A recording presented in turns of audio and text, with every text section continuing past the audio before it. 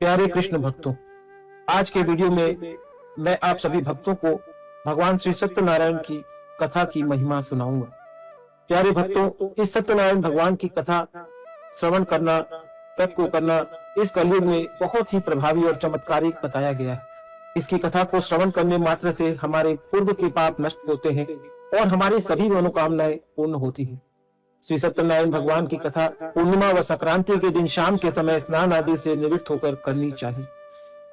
इस कथा को पूर्व की ओर मुख करके पूजा स्थान में आसन पर बैठकर श्रद्धा पूर्वक श्री गणेश, गौरी, वरुण, विष्णु आदि देवताओं का ध्यान करते हुए उनका पूजन करने के बाद करनी चाहिए और संकल्प करना चाहिए कि मैं सत्यनारायण भगवान का पूजन और कथा निरंतर श्रवण करता रहूंगा। यह सब करने के लिए पुष्प हाथ में लेकर सत्यनारायण भगवान का ध्यान कर यज्ञोपवीत पुष्प, धूप, दीप, नैवेद्य आदि अर्पित कर और प्रार्थना इस तरह करनी चाहिए कि हे भगवान, मैं श्रद्धा पूर्वक फल, जल आदि सामग्री आपको अर्पण कर बार बार नमस्कार करता हूँ। कृपया करके अपने भक्त के द्वारा की गई प्रार्थना को स्वीकार करो। तत्पश्चात श्री सत्यनारायण भगवान की कथा को श्रवण करना चाहिए या इसे पढ़ना चाहिए। ऐसे हमारे यहाँ शास्त्रों में बताया गया है। सत्यनारायण भगवान की कथा पूर्णिमा के दिन या संक्रांति के दिन करनी चाहिए, किंतु यह कथा आप अन्य किसी दिन भी कर सकते हैं, किंतु महीने में एक बार इस कथा से हमें जरूर सन्मुख होकर जुड़ना चाहिए। इसके बाद आगे सत्यनारायण भगवान की पूजन सामग्री के बारे में बताया गया। जब हम इनकी कथा करने का संकल्प लें, तब हम इन सामग्रियों को एकत्रित करके पूजा की तैयारी करें। केले के खंभे, पंचपल्लव, कलश, पंचरत्न, चावल, कपूर, धूप, पुष्पों से बनी माला, श्रीफल यानी नारियल, ऋतुफल, अंग वस्त्र, नैवेद्य, तलावा, आम के पत्ते, यज्ञोपवीत वस्त्र, गुलाब के फूल, घी का दीपक, तुलसी दल, पान, पंचामृत यानी दूध, दही, गंगा जल, शहद और शक्कर का मिश्रण, बंधनवार। इसके बाद इन सब सामग्रियों का प्रबंध कर चौकी पर भगवान को विराजमान कर और पहले बताए हुए गणेश, गौरी, वरुण, विष्णु आदि देवताओं का ध्यान करते हुए उनका पूजन करना चाहिए। इसके बाद कथा को श्रवण करना चाहिए। आइए थोड़ी देर कथा को प्रारंभ करने के पूर्व श्री हरि का नाम संकीर्तन कर लेते हैं। हरि शरणम, हरि शरणम, हरि शरणम, हरि शरणम, हरि शरणम, हरि शरणम। इसके बाद प्रथम अध्याय शुरू होता है, जहां व्यास जी कहते हैं, एक समय नैमिषारण्य तीर्थ में सौनक आदि 88,000 ऋषियों ने पुराण वेत्ता श्री सूत जी से पूछा, हे सूत जी, इस कलयुग में वेद विद्या रहित मानवों को ईश्वर भक्ति किस प्रकार मिलेगी? उनका उद्धार कैसे होगा? हे मुनीश्वर, कोई ऐसा व्रत अथवा तप बताइए जिसके करने से मनुष्य थोड़े ही समय में पुण्य प्राप्त कर सके और उसे मनोवांछित फल भी मिले। ऐसा मनोरथ पूर्ण करने वाली कथा सुनने की हमारी प्रबल इच्छा है। सर्वशास्त्र ज्ञाता श्री सूत जी बोले, हे वैष्णवों के पूज्य, आप सभी ने मानव जाति के हित की बात पूछी है, अतः आप सबके अनुरोध पर मैं उस श्रेष्ठ व्रत को अवश्य कहूंगा जिसे नारद जी ने एक समय श्री लक्ष्मी नारायण भगवान से पूछा था और लक्ष्मीपति श्री विष्णु भगवान ने मुनिश्रेष्ठ नारद जी को बताया था। उस कथा को मैं आप सबसे कहूंगा, अतः ध्यान से सुनो। किसी समय योगीराज नारद जी दूसरों के हित की इच्छा करके सभी लोकों में भ्रमण करते हुए मृत्यु लोक में पहुंचे। यहाँ अनेक योनियों में जन्मे प्राय सभी मनुष्यों को अपने कर्मों के अनुसार अनेक दुखों से पीड़ित देखकर उन्होंने विचार किया कि कौन यत्न के करने से निश्चित रूप से प्राणियों के दुखों का अंत हो सकेगा। ऐसा अपने मन में विचार कर श्री नारद जी वैकुंठ धाम पहुंचे। इस तरह यहाँ पर पहले अध्याय का विश्राम हुआ। आइए थोड़ी देर जब नारद जी वैकुंठ धाम जा रहे हैं तो उनके साथ नारायण नाम का संकीर्तन करते हुए अपने भी वैकुंठ धाम को चलेंगे। श्रीमन्नारायण नारायण नारायण, लक्ष्मी नारायण नारायण नारायण, श्रीमन्नारायण नारायण नारायण, श्रीमन्नारायण नारायण नारायण। इसके बाद दूसरे अध्याय में कथा में बताया गया, विष्णु लोक में नारद जी पीतवर्ण और 4 भुजाओं वाले देवों के ईश नारायण, जिनके हाथ में शंख, चक्र, गदा और पद्म सुशोभित थे तथा जो गले में वनमाला पहने हुए थे, उन्हें देखकर उनकी स्तुति करने लगे। नारद जी विष्णु जी से बोले, शांताकारं भुजगशयनं पद्मनाभं सुरेशं, विश्वाधारं गगनसदृशं मेघवर्णं शुभांगं, लक्ष्मीकान्तं कमलनयनं योगिविद्यानगम्यं, वंदे विष्णु भवभयहरं सर्वलोकैकनाथं। हे प्रभु, आप अत्यंत दुर्लभ शक्तियों से युक्त हैं। मन तथा वाणी भी आपको पाने में असमर्थ है। आपका आदि, मध्य और अंत कोई नहीं जानता। आप निर्गुण स्वरूप सृष्टि के कारण भक्तों के दुखों को हरने वाले हैं। आपको मेरा नमस्कार है। नारद जी से इस प्रकार की स्तुति सुनकर भगवान लक्ष्मीपति विष्णु जी से बोले, हे मुनिश्रेष्ठ नारद जी, आपके मन में क्या है और आपका आगमन यहाँ किस कार्यवश हुआ है? निसंकोच होकर कहो। इस प्रकार भगवान के कहने पर नारद जी ने कहा, हे प्रभु, मृत्यु लोक में सभी प्राणी जो अनेक योनियों में पैदा हुए हैं, अपने अपने कर्मों के द्वारा अनेक प्रकार के दुखों से ग्रस्त दुखी हो रहे हैं। हे नाथ, यदि आप मुझ पर दया रखते हैं तो कृपा करके मुझे बताइए, उन मनुष्यों के सभी दुख थोड़े से प्रयत्न से कैसे दूर हो सकते हैं। इस प्रकार नारद जी के पूछने पर श्री विष्णु भगवान ने कहा, हे नारद, मनुष्यों के हित के लिए तुमने यह बड़ा ही अच्छा प्रश्न किया है। जिस व्रत के करने से मनुष्य मोह के बंधन से छूट जाता है, वह व्रत मैं तुमसे कहता हूँ, सुनो। बहुत पुण्य देने वाला, स्वर्ग तथा मृत्यु लोक में दुर्लभ एक उत्तम व्रत है, जो आज मैं प्रेमवश होकर तुमसे कहता हूँ। श्री सत्यनारायण भगवान का यह व्रत विधि विधान पूर्वक संपन्न करके मनुष्य इस धरती पर सुख भोग कर मृत्यु के उपरांत मोक्ष की प्राप्ति करता है। श्री विष्णु भगवान के अमृत से ओतप्रोत वचन सुनकर नारद जी बोले, हे प्रभु, उस व्रत का क्या विधान है, उस व्रत का क्या फल है, इस व्रत को पूर्व समय में किस किसने किया है और किस दिन यह व्रत करना चाहिए। कृपा करके इस व्रत की विधि और विधान मुझे विस्तार पूर्वक कहिए, मुझे यह सब सुनने की तीव्र इच्छा है। श्री विष्णु भगवान बोले, हे नारद, सभी प्राणियों के दुख शोकों को दूर करने वाला यह व्रत सभी स्थानों पर विजयी कराने वाला अमोघ अस्त्र है। भक्ति और श्रद्धा से युक्त मनुष्य किसी भी दिन श्री सत्यनारायण भगवान की संध्या के समय ब्राह्मण एवं बंधु बांधवों सहित धर्मपरायण होकर पूजा करे। भक्ति भाव से पूर्ण हो नैवेद्य केले का फल, शक्कर, घी, गुड़, दूध, गेहूं का आटा, सवाया लेवे। यदि गेहूं का अभाव हो तो साठी का चूर्ण भी लिया जा सकता है। इन सब में भक्तिभाव से संपन्न हो भगवान श्री सत्यनारायण को अर्पण करे। बंधु बांधव सहित ब्राह्मणों को भोजन कराए, इसके पश्चात स्वयं भोजन करे। रात्रि में नित्य भजन आदि का आयोजन कर श्री सत्यनारायण भगवान का स्मरण करते हुए समय व्यतीत करे। इस तरह जो मनुष्य व्रत करता है उसके सभी मनोरथ निश्चय ही पूर्ण होते हैं। विशेष रूप से कलिकाल में, कलयुग में, मृत्यु लोक में यही एक उपाय है जिससे अल्प समय में और कम धन में महान पुण्य की प्राप्ति हो सकती है। इस प्रकार दूसरे अध्याय में भगवान विष्णु और नारद जी का संवाद आता है। आइए थोड़ी देर इस अध्याय के विश्राम के अवसर पर नारायण नाम का संकीर्तन करते हैं। श्रीमन नारायण नारायण नारायण, लक्ष्मी नारायण नारायण नारायण, सत्य नारायण नारायण नारायण, नारद नारायण नारायण नारायण, श्रीमन नारायण नारायण नारायण। कुल मिलाकर हमें दूसरे अध्याय में यह सीखने मिलता है कि हम भक्ति भाव से श्री सत्यनारायण भगवान की पूजा कैसे करें, किस तरह संकल्प लें और यह व्रत करने की क्या विधि है और किस तरह इस व्रत को संपादित करना चाहिए और किस प्रकार इस व्रत को करने की तैयारी करनी चाहिए। इसके बाद तीसरा अध्याय शुरू होता है। श्री सूत जी बोले, हे ऋषियों, जिन्होंने पहले समय में इस व्रत को किया है, अब मैं उनका इतिहास कहता हूँ, अब आप ध्यान से सुने। सुंदर काशीपुर नगरी में एक निर्धन ब्राह्मण रहता था। वह ब्राह्मण नित्य प्रति भूख प्यास से व्याकुल होकर पृथ्वी पर भ्रमण करता था। ब्राह्मणों से प्रेम करने वाले श्री सत्यनारायण भगवान ने ब्राह्मण को दुखी देखकर एक दिन बूढ़े ब्राह्मण का रूप धारण करके दुखी व निर्धन ब्राह्मण के समक्ष पहुंचकर आदर के साथ पूछा, हे विप्र, तुम नित्य प्रति दुखी होकर पृथ्वी पर क्यों घूमते हो? हे श्रेष्ठ ब्राह्मण, यह सब मुझसे कहो, मैं तुम्हारी कथा सुनना चाहता हूँ। दरिद्र ब्राह्मण बोला, मैं एक निर्धन ब्राह्मण हूँ, भिक्षा के लिए नित्य प्रति पृथ्वी पर विचरता हूँ। यदि आप इस समस्या से छुटकारा पाने का कोई उपाय जानते हो तो कृपा करके मुझसे कहें। वृद्ध ब्राह्मण के रूप में विष्णु जी बोले, हे ब्राह्मण, श्री सत्यनारायण भगवान मनोवांछित फल देने वाले हैं, अतः तुम उनका ही पूजन करो। इस व्रत को करने से मनुष्य निश्चित रूप से दुखों से मुक्त हो जाता है। दरिद्र ब्राह्मण को व्रत का सारा विधान बतलाकर बूढ़े ब्राह्मण का रूप धारण करने वाले श्री सत्यनारायण भगवान अंतर ध्यान हो गए। जिस व्रत के विषय में मुझे वृद्ध ब्राह्मण ने बताया है, मैं उस व्रत को अवश्य ही करूंगा। ऐसा मन में निश्चय कर वह निर्धन ब्राह्मण अपने घर को पहुंचा, परंतु उस रात्रि उस ब्राह्मण को नींद नहीं आई। अगले दिन वह जल्दी उठा और सत्यनारायण भगवान का ध्यान कर उनका व्रत करने का निश्चय कर भिक्षा मांगने के लिए चल पड़ा। उस दिन उस दरिद्र ब्राह्मण को भिक्षा में बहुत सा धन मिला, जिससे उसने पूजन का सब सामान खरीद कर घर आकर अपने बंधु बांधवों के साथ श्री सत्यनारायण भगवान का व्रत किया, जिसके करने से वह दरिद्र ब्राह्मण सब दुखों से छूटकर अनेक प्रकार की संपत्तियों से युक्त हो गया। तब से वह ब्राह्मण प्रत्येक मास व्रत करने लगा। श्री सत्यनारायण भगवान के व्रत को जो मनुष्य शास्त्र विधि के अनुसार श्रद्धा पूर्वक करेगा, वह सब पापों से मुक्त होकर मोक्ष को प्राप्त होगा। कलयुग में सबसे सूक्ष्म उपाय यही बताया गया। आगे जो मनुष्य पृथ्वी पर श्री सत्यनारायण भगवान का व्रत करेगा, वह सभी दुखों से छूट जाएगा। इस तरह नारद जी से सत्यनारायण भगवान का कहा हुआ यह व्रत मैंने तुमसे कहा। हे विप्र, आप और क्या सुनना चाहते हैं, मुझसे कहें। तब ऋषियों ने कहा, हे मुनीश्वर, संसार में उस विप्र से सुनकर किस किसने इस व्रत को किया है, हम सब सुनना चाहते हैं। हमारे मन में यह सब सुनने की इच्छा और श्रद्धा है। इस प्रकार मुनीश्वर के प्रश्न करने पर सूत जी ने कहा, हे मुनियों, जिस जिस प्राणी ने इस व्रत को किया है, उन सब की कथा भी ध्यान पूर्वक सुनो। एक समय वह ब्राह्मण धन और ऐश्वर्य के अनुसार बंधु बांधवों सहित अपने घर पर व्रत कर रहा था। उसी समय बूढ़ा लकड़हारा लकड़ी बेचने वाला वहां आया। उसने सिर पर रखा लकड़ी और गट्ठर बाहर रख दिया और उस ब्राह्मण के घर में चला गया। प्यास से व्याकुल लकड़हारे ने उस ब्राह्मण को व्रत करते हुए देखा। वह प्यास को भूलकर उस ब्राह्मण को नमस्कार कर पूछने लगा, हे ब्राह्मण देवता, आप यह किसका पूजन कर रहे हैं? इस व्रत के करने से क्या फल मिलता है? कृपा करके मुझे बताइए, इसे सुनने की मेरी इच्छा और श्रद्धा है।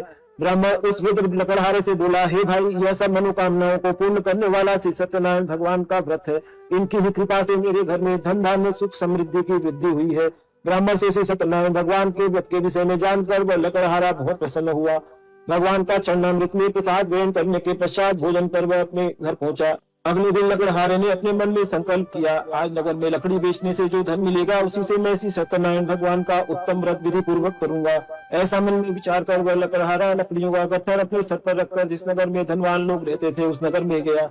उस दिन उसे उन लकड़ियों के दाम पहले दिन से चौगुने मिले। तब वह बूढ़ा लकड़हारा अति प्रसन्न होकर पके केले की फली, शक्कर, घी, दूध, दही और गेहूं का चूर्ण इत्यादि सामान से सत्यनारायण जी के व्रत हेतु लेकर अपने घर आ गया। उसने अपने बंधु बांधवों को बुलाकर विधि विधान के साथ भगवान का पूजन और व्रत किया। उस व्रत के प्रभाव से वह बूढ़ा लकड़हारा धन पुत्र आदि से युक्त हो संसार के समस्त सुख भोग कर अंत में वैकुंठ धाम को चला गया। इस तरह यहाँ तीसरे अध्याय का विश्राम होता है। आइए थोड़ी देर भगवान श्री हरि का नाम संकीर्तन करते हैं। हरि शरणम हरि शरणम हरि शरणम हरि शरणम हरि शरणम हरि शरणम हरि शरणम हरि शरणम। इस तीसरे अध्याय में हमें सीखने मिलता है, जब हमारा संकल्प ऊंचा रहता है, भगवान के लिए समर्पित रहता है, तब हमारे मनोनुकूल हमें जीवन में लक्ष्मी की प्राप्ति भी होती है। और हमें अगर प्रचुरता से लक्ष्मी प्राप्त करनी हो तो हमें संकल्प को नारायण के साथ जोड़ना होता है। इस तरह यहाँ तीसरे अध्याय के बाद चौथा अध्याय शुरू होता है। बोलिए श्री सत्यनारायण भगवान की जय। सूत जी बोले, हे श्रेष्ठ मुनियों, अब आगे की कथा कहता हूँ। पूर्व काल में उल्कामुख नाम का एक बुद्धिमान राजा राज्य करता था। वह सत्यवक्ता और जितेंद्रिय था। वह प्रतिदिन देव स्थान पर जाकर गरीबों को धन देकर उनके कष्टों को दूर करता था। उसकी पत्नी कमल के समान मुख वाली सती साध्वी थी। भद्रशिला नदी के तट पर उन्होंने श्री सत्यनारायण भगवान का व्रत किया। उस समय वहाँ साधु नाम का एक वैश्य व्यापारी आया। उसके पास व्यापार हेतु बहुत सा धन था। वह वैश्य नाव को किनारे पर ठहरा कर राजा के पास आया। राजा को व्रत करते देखकर विनयशील वाणी से बोला, भक्ति उचित से आप यह किसका पूजन कर रहे हैं? मेरे सुनने की इच्छा और श्रद्धा है, कृपा करके मुझे सविस्तार बताएं। महाराज उल्कामुख ने कहा, हे साधु वैश्य, मैं अपने बंधु बांधवों के सहित पुत्र की प्राप्ति हेतु सर्वशक्ति संपन्न महान शक्तिशाली सत्यनारायण भगवान का व्रत और पूजन कर रहा हूँ। राजा के भक्ति वचनों को सुनकर उस साधु नाम के वैश्य ने आदर से कहा, हे राजन, मुझे भी इस व्रत का संपूर्ण विधान समझाएं। मैं भी आपकी कथा अनुसार इस व्रत को अवश्य करूंगा। मैं भी संतानहीन हूँ। मुझे पूर्ण विश्वास है कि इस व्रत के करने से निश्चय ही मुझे भी संतान की प्राप्ति होगी। राजा से व्रत का सब विधान सुनकर व्यापार से निवृत्त हो वह वैश्य व्यापारी आनंद के साथ अपने घर पहुंचा। उस वैश्य ने अपनी पत्नी लीलावती से संतान देने वाले इस व्रत का संपूर्ण वृत्तांत कहकर सुनाया और स्वयं प्रण किया कि जब मेरे संतान होगी तब मैं इस व्रत को करूंगा। एक दिन उसकी पत्नी लीलावती आनंदित हो सांसारिक धर्म में प्रवृत्त होकर श्री सत्यनारायण भगवान की कृपा से गर्भवती हो गई। 10वें महीने में उसने एक सुंदर कन्या को जन्म दिया। दिनों दिन वह कन्या इस तरह बढ़ने लगी जैसे शुक्ल पक्ष का चंद्रमा बढ़ता है। कन्या का नाम कलावती रखा गया। तब एक दिन लीलावती ने मीठे शब्दों में अपने पति को स्मरण कराया, हे नाथ, आपने जो भगवान का व्रत करने का संकल्प किया था उसे पूरा कीजिए। साधु वैश्य ने कहा, हे प्रिय, मैं कन्या के विवाह पर इस व्रत को करूंगा। इस प्रकार अपनी पत्नी को आश्वासन देकर वह साधु वैश्य अपने व्यापार को करने के लिए दूसरे नगर चला गया। यहाँ कलावती पिता के घर में वृद्धि को प्राप्त हो गई। एक दिन साधु ने जब अपनी पुत्री को नगर में सखियों के साथ खेलते देखा तो एक दूत को बुलाकर कहा, हे दूत, मेरी पुत्री हेतु कोई सुयोग्य वर तलाश कर लेकर आओ। उसकी आज्ञा सुनकर दूत कंचन नगर पहुंचा और देखभाल कर वैश्य की पुत्री हेतु एक सुयोग्य सुशील वणिक पुत्र को खोज कर लेकर आया। उस सुयोग्य वर को देखकर वैश्य ने अपने बंधु बांधवों सहित प्रसन्नचित मुद्रा में अपनी पुत्री का विवाह उस वणिक पुत्र के साथ कर दिया। परंतु दुर्भाग्यवश वह विवाह के समय भी सत्यनारायण भगवान का व्रत करना भूल गया। इस पर श्री भगवान क्रोधित हो गए। उन्होंने वैश्य को शाप दिया कि तुझे दारुण दुख प्राप्त होगा। अपने कार्य में दक्ष वैश्य अपने जमाई सहित नाव को लेकर व्यापार के लिए समुद्र के समीप स्थित रत्नसारपुर नामक नगर पहुंचा। दोनों ससुर जमाई चंद्रकेतु राजा के नगर में व्यापार करने लगे। एक दिन भगवान सत्यनारायण की माया से प्रेरित होकर एक चोर राजा का धन चुराकर भागा जा रहा था। राजा के सैनिकों को अपने पीछे तेजी से आते देखकर चोर ने घबराकर राजा के धन को वहीं चुपचाप रख दिया जहां वे दोनों ससुर जमाई ठहरे हुए थे और स्वयं वहां से वह चोर भाग गया। जब सैनिकों ने उस वैश्य के पास राजा के धन को रखा हुआ देखा तो दोनों को बांधकर राज दरबार में ले गए और राजा के समीप उन दोनों ससुर जमाई को ले जाकर बोले, हे राजन, हम ये दो चोर पकड़ कर लाए हैं, देखकर आज्ञा दे। तब राजा ने उनकी बात सुने बिना ही उन्हें कारागार में डालने की आज्ञा दे दी। इस प्रकार निर्दोष होते हुए भी राजा की आज्ञा से उन्हें कठिन कारावास में डाल दिया गया और उनका सारा धन छीन लिया गया। इस तरह यहाँ चौथा अध्याय विश्राम लेता है। आइए थोड़ी देर भगवान का नाम संकीर्तन करते हैं। श्रीमन नारायण नारायण नारायण, श्रीमन नारायण नारायण नारायण, लक्ष्मी नारायण नारायण नारायण, सत्य नारायण नारायण नारायण, श्रीमन नारायण नारायण नारायण। इसके बाद पांचवा अध्याय शुरू होता है, जहाँ कथा आती है। सत्यनारायण भगवान के शाप के कारण साधु वैश्य की पत्नी लीलावती और पुत्री कलावती भी घर पर अत्यंत दुखित होती है। घर में रखा धन चोर चुरा कर ले जाता है। शारीरिक और मानसिक पीड़ा तथा भूख प्यास से अति दुखित हो भोजन की चिंता में लीलावती की कन्या कलावती एक ब्राह्मण के घर पहुंचती है। वहाँ वो ब्राह्मण के घर पर श्री सत्यनारायण भगवान का व्रत करते हुए देखती है, उनकी कथा सुनती है और सत्यनारायण भगवान का प्रसाद ग्रहण कर रात को घर आती है। जब रात को घर आती है तब लीलावती ने अपनी पुत्री कलावती से पूछा, हे पुत्री, तू अब तक कहाँ रही और तेरे मन में क्या है? कलावती बोली, हे माता, मैं ब्राह्मण के घर कुछ भोजन के लिए गई थी। मैंने वहां से सत्यनारायण भगवान का व्रत होते देखा है, इसलिए मुझे वहां देर हो गई। कन्या के वचनों को सुनकर लीलावती से सत्यनारायण भगवान के पूजन की तैयारी करने लगी।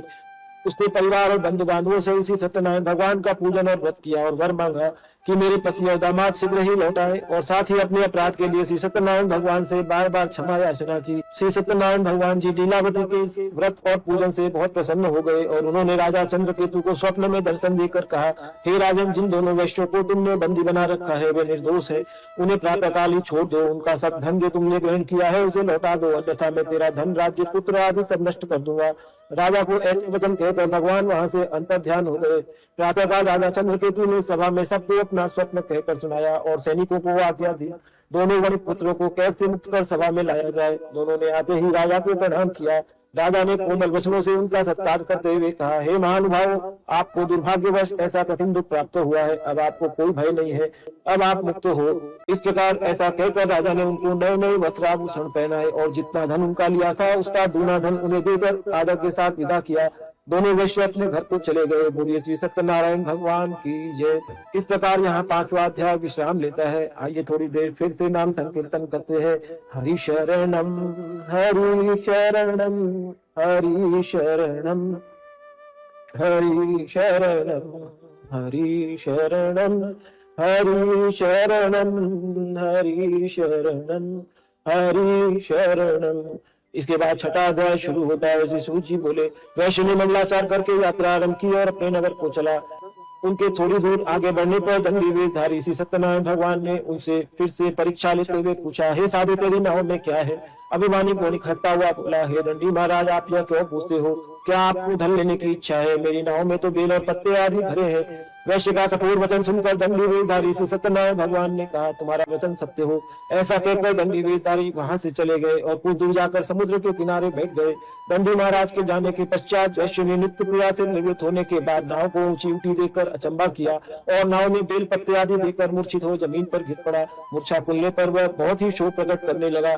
तब उसके जमाई ने कहा, आप शोक न करो, यह दंडी महाराज का साथ है, उनकी ही शरण में हमको चलना चाहिए, तभी हमारी मनोकामना पूर्ण होगी। जमाई के वचन सुनकर वैश्य दंडी महाराज के पास पहुंचा और अत्यंत भक्तिभाव से प्रणाम करके बोला, मैंने जो आपसे असत्य वचन कहे थे उसके लिए मैं क्षमा प्रार्थी हूँ। ऐसा कहकर वह बहुत दुखी होकर रोने लगा। तब दंडी भगवान बोले, हे मणिपुत्र, मेरे शाप से तुझे बार बार दुख प्राप्त हुआ है, तू मेरी पूजा से विमुख हुआ है। वैश्य ने कहा, हे भगवान, आपकी माया से ब्रह्मा आदि देवता भी आपके रूप को नहीं जानते, फिर मैं अज्ञानी भला कैसे जान सकता हूँ? आप प्रसन्न होइए, मैं अपनी सामर्थ्य के अनुसार आपकी पूजा निरंतर करूंगा। आप मेरी रक्षा करें और पहले के समान मेरी नौका को धन से परिपूर्ण कर दें। उसके भक्ति वचनों को सुनकर श्री सत्यनारायण भगवान प्रसन्न हो गए और उसको इच्छा अनुसार वर देकर अंतर्ध्यान हो गए। तब ससुर व जमाई दोनों ने नाव पर आकर देखा कि नाव धन से पूर्ण है। फिर वह भगवान सत्यनारायण का पूजन कर साथियों सहित अपने नगर को चल दिए। जब वह नगर के निकट पहुंचे तो उन्होंने एक दूत को अपने घर भेजा। दूत ने वैश्य के घर जाकर उसकी पत्नी को नमस्कार किया और कहा, आपके पति अपने दामाद सहित इस नगर के समीप आ गए हैं। लीलावती और उसकी कन्या कलावती उस समय भगवान की पूजा कर रही थी। दूत के वचनों को सुनकर साधु की पत्नी ने अत्यंत हर्ष के साथ सत्यदेव का पूजन पूर्ण कर अपनी पुत्री से कहा, मैं अपने पति के दर्शन को जाती हूँ, तू कार्य पूर्ण कर शीघ्र आ जाना। माँ के जाते ही कलावती पूजन और प्रसाद छोड़कर अपने पति के दर्शन के लिए चली गई। प्रसाद की अवज्ञा के कारण सत्यनारायण भगवान फिर से रुष्ट होकर उसके पति को नाव सहित पानी में डुबो दिया। कलावती अपने पति को न देखकर रोती हुई जमीन पर गिर पड़ी। अपने जमाई और पुत्री की यह दशा देखकर साधु वैश्य बोला, हे प्रभु, मुझसे या मेरे परिवार से जाने अनजाने में जो कोई भी भूल चुकी है उसे आप क्षमा करो। उसके तीन वचनों को सुनकर सत्यनारायण भगवान प्रसन्न हो गए। आकाशवाणी हुई, हे वैश्य, तेरी कन्या मेरे प्रसाद को छोड़कर आई है, अतः इसका पति इसलिए अदृश्य हुआ है। यदि वह घर जाकर प्रसाद ग्रहण कर लौटे तो इसे इसका पति अवश्य ही मिलेगा। आकाशवाणी सुनकर कलावती ने घर पहुंचकर प्रसाद खाया और फिर आकर अपने पति के दर्शन किए। तत्पश्चात वैश्य ने वही बंधु बांधवों सही संपूर्ण सत्यनारायण भगवान का विधि पूर्वक पूजन किया और इस लोक का सुख होकर अंत में स्वर्गलोक हो गया। बोलिए श्री सत्यनारायण भगवान की जय। इस तरह यहाँ छठा अध्याय विश्राम लेता है। श्रीमन नारायण नारायण नारायण, श्रीमन नारायण नारायण नारायण। इसके बाद 7वें अध्याय में सूत जी आगे कहते हैं, सूत जी ने आगे कहा, हे ऋषियों, अब एक और कथा भी आप सबको सुनाता हूँ, सुनो। प्रजा के पालन में तुंगध्वज नाम का एक राजा था। उसने भगवान सत्यनारायण का प्रसाद त्याग कर बहुत दुख पाया। एक समय राजा वन्य पशुओं को मारकर बड़ के वृक्ष के नीचे आया। वहां उसने ग्वालों को भक्तिभाव से बंधुओं सहित श्री सत्यनारायण भगवान का पूजन करते देखा। राजा अहंकार वश वहां नहीं गया और न ही प्रसाद खाया। प्रसाद त्याग कर अपने नगर को गया तो वहां अपना उसने सब कुछ नष्ट पाया। वह समझ गया कि यह भगवान सत्यनारायण नहीं किया है। तब वह उसी स्थान पर आया और ग्वालों के संग विधि पूर्वक पूजन कर प्रसाद खाया तो सत्यनारायण भगवान की कृपा से सब कुछ पहले जैसा ही हो गया। मरने पर वह स्वर्गलोक हो गया। इस तरह जो मनुष्य इस परम दुर्लभ व्रत को करेगा, श्री सत्यनारायण भगवान की कृपा से उसे धन धान्य की प्राप्ति होगी। निर्धन धनी और बंधु बंधन से मुक्त होकर निर्भय हो जाता है। संतानहीनों को संतान प्राप्त होती है। सब मनोरथ पूर्ण होकर अंत में वैकुंठ धाम को जाता है। जिन्होंने पहले समय में इस व्रत को किया है, अब उनके दूसरे जन्म की कथा भी सुनिए। शतानंद नाम का विप्र ब्राह्मण सुदामा के रूप में जन्म लेकर श्री कृष्ण की भक्ति कर मोक्ष को प्राप्त किया। उनका मुख नाम के महाराज राजा दशरथ बने और श्री रंगनाथ का पूजन कर वैकुंठ को प्राप्त हुए। साधु नाम के वैश्य ने धर्मात्मा व सत्य प्रसिद्ध राजा मूर्ध्वज बनकर अपने पुत्र को आरे से चीर कर मोक्ष प्राप्त किया। महाराज तुंगध्वज स्वयंभाव मनु हुए। उन्होंने बहुत से लोगों को भगवान की भक्ति में लीन कर मोक्ष प्राप्त किया। लकड़हारा भी अगले जन्म में कू नाम का निषाद राजा हुआ, जिसने भगवान राम के चरणों की सेवा कर मोक्ष को प्राप्त किया। इस तरह यहाँ 7वां अध्याय विश्राम लेता है। बोलिए श्री सत्यनारायण भगवान की जय। इति श्री सत्यनारायण भगवान व्रत कथा 7वां अध्याय संपूर्ण। ओम विष्णवे नमः, ओम विष्णवे नमः, ओम विष्णवे नमः। आइए थोड़ी देर भगवान का नाम संकीर्तन करते हैं। हरि शरणम हरि शरणम हरि शरणम हरि शरणम हरि शरणम हरि शरणम हरि शरणम हरि शरणम हरि शरणम हरि शरणम हरि शरणम हरि शरणम हरि शरणम हरि शरणम हरि शरणम हरि शरणम। बोलिए श्री सत्यनारायण भगवान की जय। आइए आरती में प्रवेश करते हैं। ओम जय लक्ष्मी रमणा प्रभु श्री लक्ष्मी रमणा सत्यनारायण स्वामी गणपातक हरणा। ओम जय लक्ष्मी रमणा रतन जड़ित सिंहासन अद्भुत छवि राजे नारद करत निरंजन घंटा ध्वनि बाजे। ओम जय लक्ष्मी रमणा प्रकट भये कलि कारण निज को दर्श दियो। बूढ़ो ब्राह्मण बन कर कंचन महल करो। ओम जय लक्ष्मी रमणा दुर्बल भील कठारो जिन पर कृपा करी। ओ प्रभु जिन पर दया करी। चंद्रचूड़ एक राजा जिनकी विपत्ति हरी। ओम जय लक्ष्मी रमणा